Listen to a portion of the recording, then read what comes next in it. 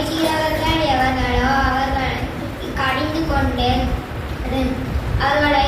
கொண்டு நான் நேசிக்கிறவர்களே இவர்களோ அவர்களை கடிந்து கொண்டே அவர்களுக்கு சௌக்கியமும் ஆரோக்கியமும் வள பண்ணி அவர்களை குணமாக்கி அவர்களுக்கு கடிக்குள்ள சமாதானத்தையும் சத்தியத்தையும் வெளிப்படுத்துவேன்.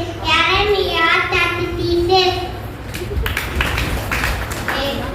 யோவான் சுவிசேஷம் 16. நீங்கள் இஸ்ரவேல் அடையாளப்படுத்தி இவைகளை உங்களுக்கு சொன்னேன்.